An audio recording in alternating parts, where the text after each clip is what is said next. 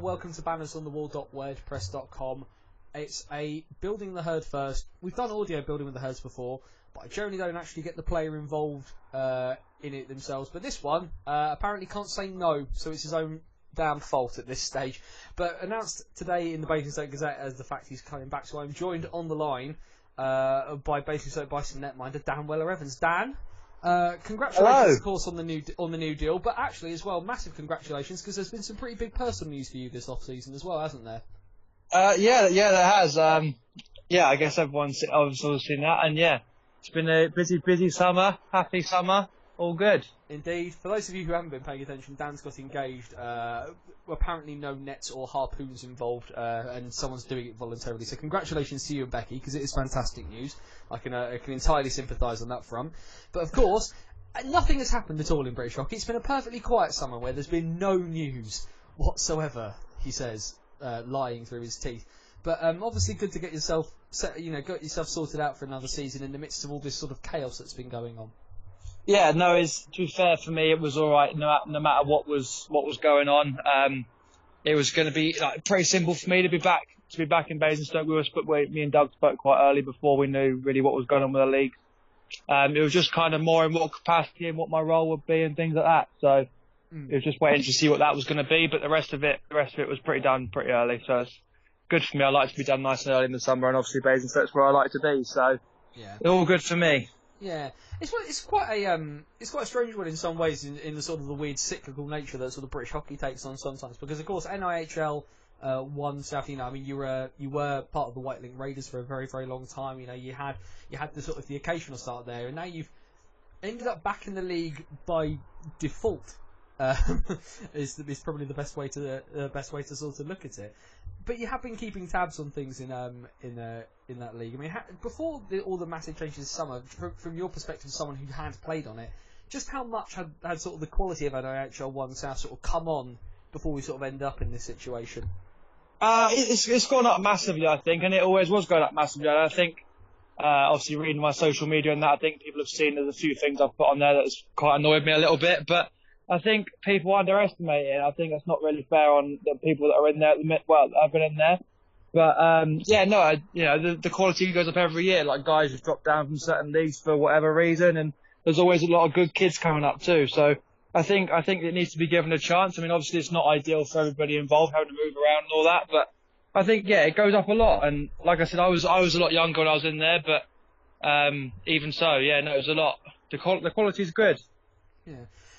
Do you see this season though as because one of the big things that always sort of comes out, and I mean it was mentioned in the Gazette, of course, that you are coming back in the backup role, but are you? And one of the things that sort of people sort of talk about for backup netminders, and it's certainly the case for a lot of guys in the EPL, was just the sheer.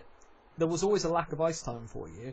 Are you seeing this year, with this sort of change of circumstances for everybody, are you seeing this as a year where you're actually going to try and press on and maybe get 5, 6, 7 games, maybe get the occasional start here and there?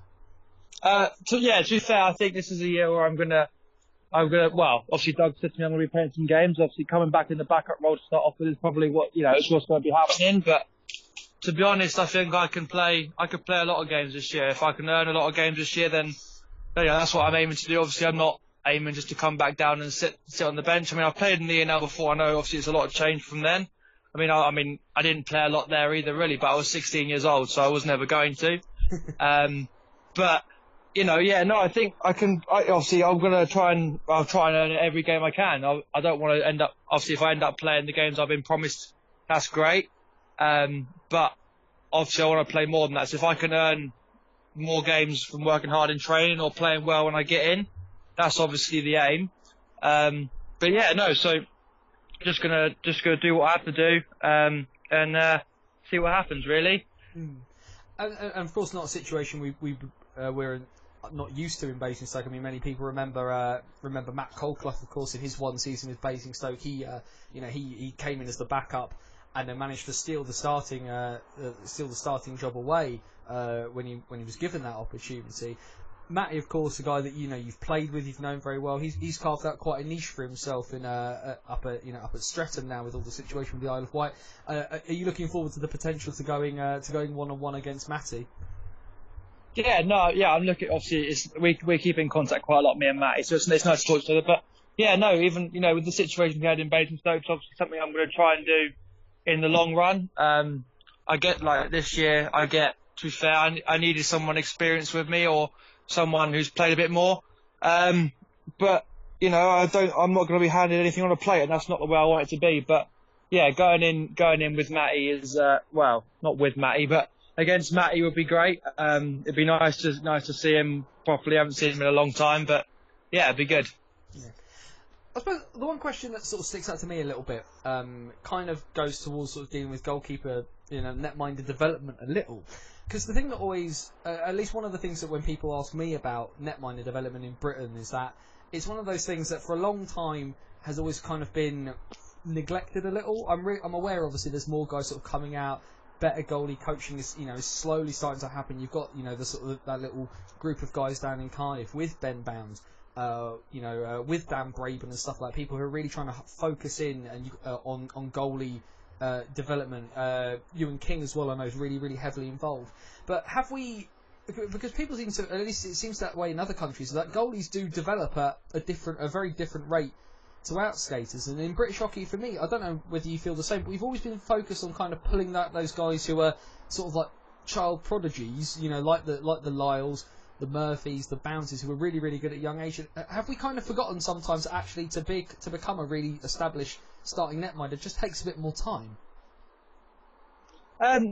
Yeah, I think so. I think with the fact of bringing kids through, I think we're just short on goalie coaches. I don't think enough clubs have them, or the ice time's not available for them. I mean, with me, I'm trying to look after some of the goalies in Basingstoke at the minute through the summer, and the ice time's just not there for them, and it's hard because too many coaches use them as just target practices for their player drills to do, and there's not enough coaches that just specifically focus on goalies, which I think is getting better. I mean, obviously Nathan Craze, who I work with Nathan Craze a lot, and he does an amazing job going around the country and working with all different kind of goalies. He's not just in one place, and he passes on knowledge. And I think it's this weekend he's got a thing down in Basingstoke for coaches to come along and learn how to work with goalies and things like that. But yeah, no, I think being a starting goalie, it does take a bit of time, especially the way it is now. We've had so many goalies that have been around for a long time and that are established starters, and as long as they're still around, that's probably going to be the case.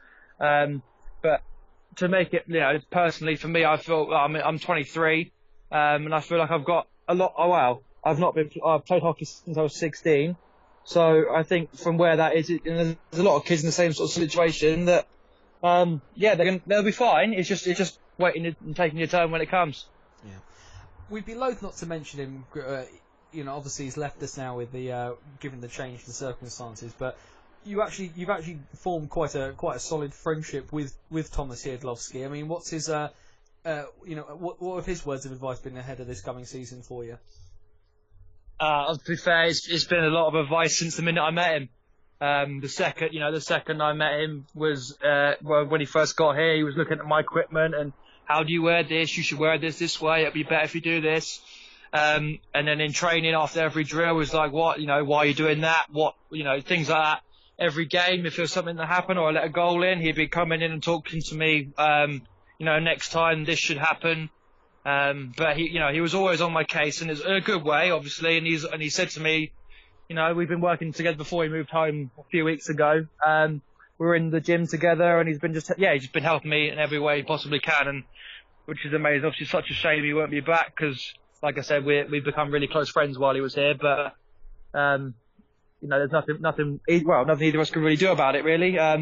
But yeah, no, he's been helping me in literally every way possible, off the ice, on the ice, and yeah, it's a shame. Yeah. Has he encouraged you to try fighting any of the forwards in the shootout at any stage? I've done. To be fair, I've been on the ice for a little while, and I tried the old Thomas Hiedlowski poke check the other day. It didn't go very well, so I think I might just leave it alone. Purely staying in your net for the. Yeah, well, reason. Yeah, not the diving Superman poke check. I don't know how he does it, but I can't do it. No. Anyway, again, Dan, thanks very much for taking the time to talk to us. All the best for the coming season. Thank you very much.